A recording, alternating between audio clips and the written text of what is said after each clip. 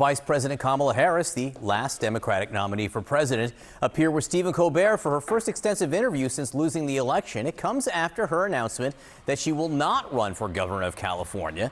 She did leave the door open for something, say, in 2028. I'm hearing like you don't want to be part of the fight anymore. No, oh, absolutely not. I am always going to be part of the fight. Okay. That is not going to change. Yeah. I am absolutely going to be part of the fight. Yeah.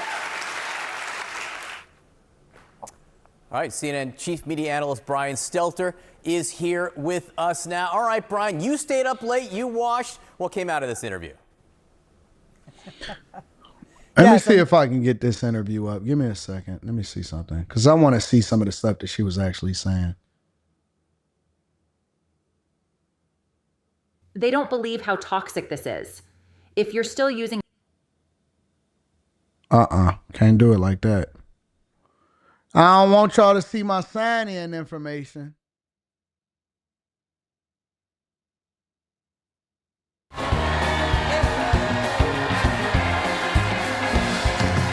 Arrest in June. Yeah. Now, first time you've been here as once you left office. I'm just curious. I'm gonna get into the details, and I wanna talk about your coming book. 100. Curious.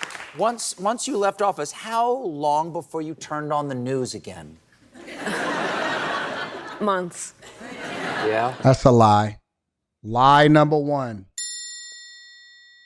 Lie number one. How long since you left office did you turn on the news? Months. How many months, Kamala? 2, 3, 4? Man, do y'all actually believe her? The first words that came out of her mouth, and again, I'm just looking at this for the first time. The first words that come out of her mouth, I don't believe it. I'm sorry, I just don't believe it. Months. I'm just not into self-mutilation, and I just... Yeah, lots of cooking shows. Oh, good. Lots of cooking Great shows. British Bake Off and stuff like that. The kitchen is one of my favorites. Oh, amazing. Yeah, sure. Yeah. Law, and he's great. He's great. And thank you for asking. You said he's back practicing law. For a second, I thought you said he's backpacking. Oh, well. He's in the Himalayas. He hasn't turned on the news yet either. Yeah. So the election ended. One of the challenges for you, I thought of back last year, or actually, gosh, it's still this year. I can't believe it's still this year. It seems like this thing January we're going 20th. through right now has been going on forever. But one of the things I thought of after the election and before January 20th is that you were still the vice president. Right. And you had to be there on January, your constitutional duty. Right. And I'm just curious. Nobody wants to? But, Okay. but in all seriousness, Stephen, I was fully aware of what that moment required, not just of me, but of our country. And I talk about it in the book. It was a difficult day, to be sure. And, I had been at the Capitol 4 years before because I was then vice president-elect and I was a United States Senator.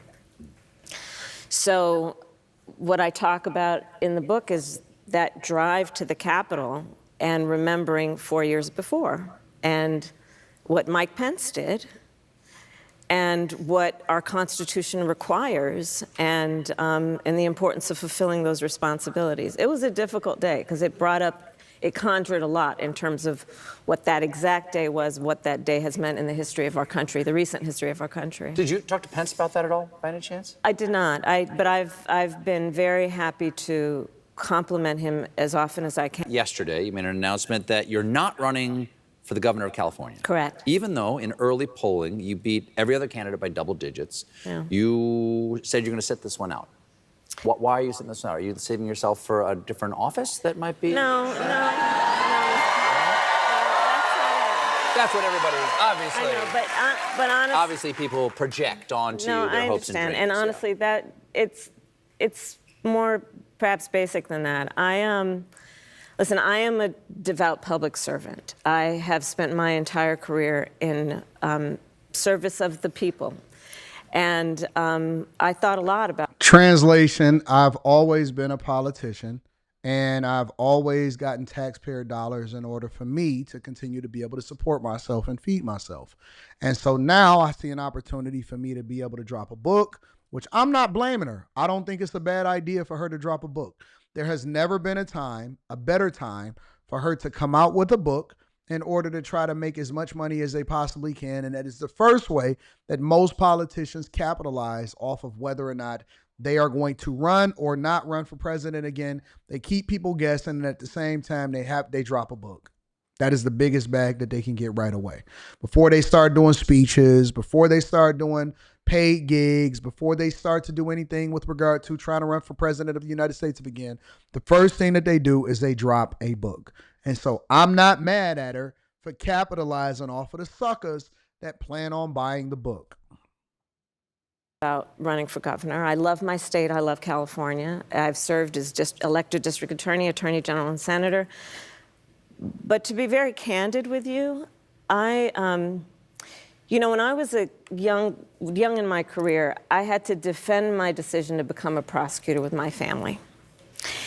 And one of the points that I made is, why is it then when we think we want to improve a system or change it, that we're always on the outside on bended knee or trying to break down the door? Shouldn't we also be inside the system? And that has been my career. And recently I made the decision that for now, I don't want to go back in the system. I think it's broken. I think there's so much, there are so many good people who are public servants, who do such good work, teachers and firefighters and police officers and nurses and scientists.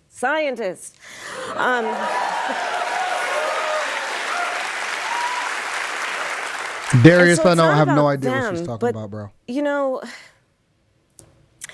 I believe, and I always believed, that as fragile as our democracy is, our systems would be strong enough to defend our most fundamental principles. Yo, I'm not going to cap. This woman, this interview that I'm watching right now in real time and that I'm reacting to with you guys in real time, it reminded me why she lost. This woman has so much to say and is not saying anything at all. Long-winded, takes up 5 minutes per answer. You didn't get anything from it. All you know is that she says something about capitulating or how broken the system is and how she's not into it at the moment, but she's going to continue to fight for the people. Listen, bro, long-winded, not any substance in it. Whereas with Trump, you may not necessarily like how straightforward he is, but he just gets straight to it. No, we don't like that. We're not rocking with it. We're going to put a 15% tariff on it. Steve Besson, can you come over here and explain it to it exactly what we're going to do to these people? No, I don't really like it. You know what? They're two idiots over there, Israel and Iran. I don't know why they decided to launch a bunch of missiles at each other again. I'm pissed about it, and they need to just get themselves together because they've been fighting for so long that they don't know how to not fight no more. Trump is just straight up. He just tells you exactly what it is and how he sees it and how he feel, and he's sick of it, and he's not dealing with it no more, or United States of America is back, and we're going to run up a bag, whatever it is. This woman is so long-winded. Oh, my God. And it's not nothing but air in there. Oh, you had to defend your decision to go and become a prosecutor with your family. Like, we don't know that this chick was busting it down for a real one in order to get her leg into the... Bro, Dave Chappelle said that she was going to wind up being president of the United States of America. From the very beginning, you already had in your mind what your pathway was to success. And okay, that's not a bad thing. But why are we capping? Why are we capping? You know what I'm saying? It's just like, it's just a long win. And you know why she did Stephen Colbert, right? She did this interview because of the recent announcement, especially in light of the lawsuit on CBS from the Trump administration. And then he just recently announced that next year he's going to be going off air. And so her team thought it was wise to do an interview with Stephen Colbert and do her first interview with Stephen Colbert because of the symbolism that comes along with the fact that he's going to be going off air and he's being canceled. I couldn't figure that out. I could do that on my own. And I think right now that they're not as strong as they need to be, and I just don't want to. For now, I don't want to go back in the system. I want to travel the country. I want to listen to people. I want to talk with people, and I don't want it to be transactional where I'm asking for their vote. But eventually, she will ask for their vote. I guarantee you, she will run for president of the United States of America in 2027, going into 2028, or 2026, going into 2027 and 2028. I guarantee you, she's going to run for president. I'm willing to bet any amount of money that she's going to run for president of the United States of America. I'm willing to make a prop bet on that.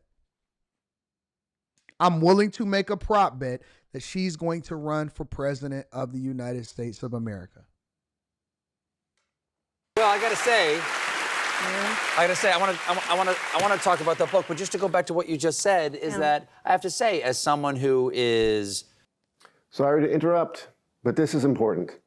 The shooter is that a who commercial? murdered my sweet little Daniel brought a very qualified for the presidency, a senator, attorney general of California, a vice president of the United States, and then a very hopeful and dynamic presidential candidate for the 107 days that you had to run. To hear you say that it's broken, to hear you say that our systems aren't strong enough, is harrowing. Well, but it's also evident, isn't it?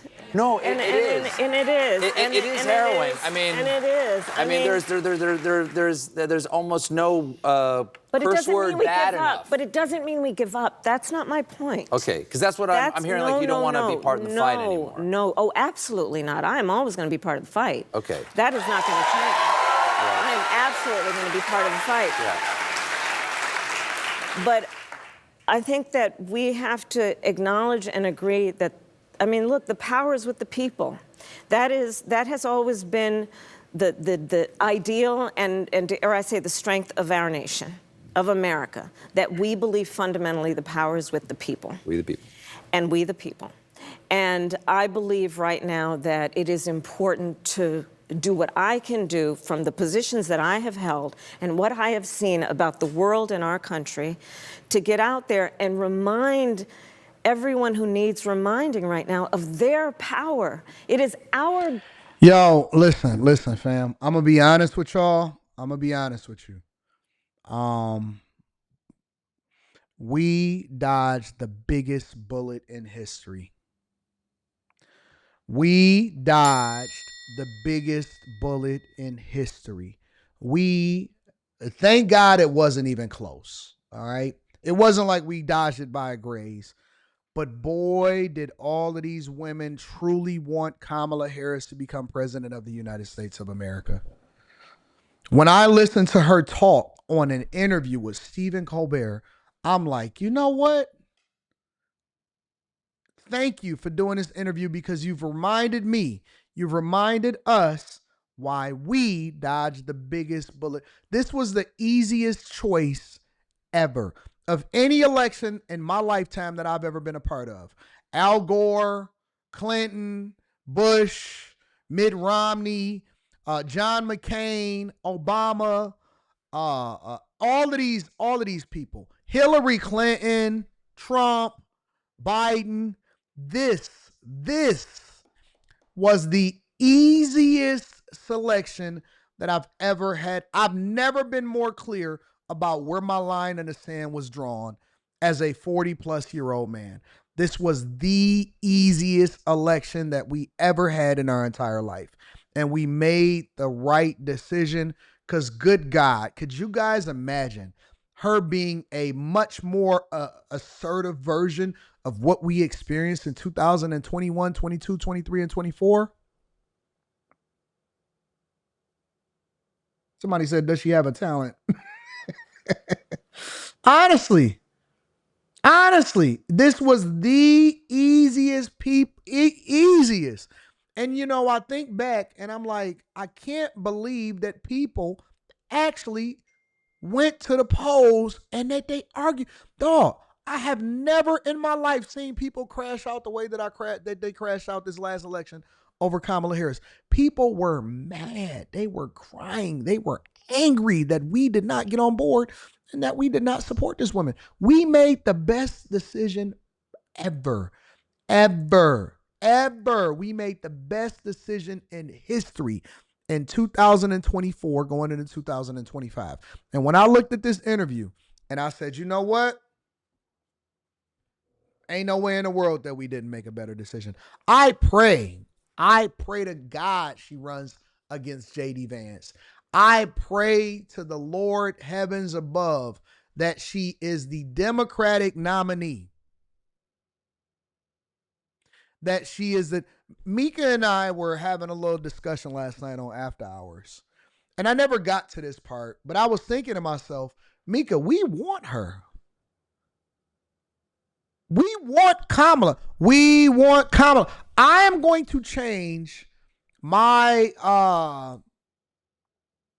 what do you call it? Whatever you designate yourself as. And to vote in the Democrat primary, then I am going to vote for Kamala Harris in the primary to become the nominee in Michigan. I am going to vote for Kamala. I am going to advocate for her.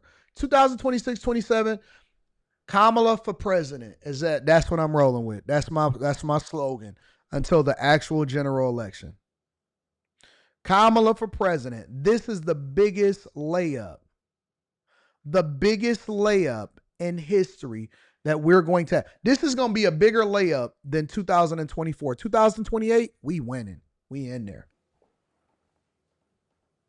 We in there. We in there. 100%.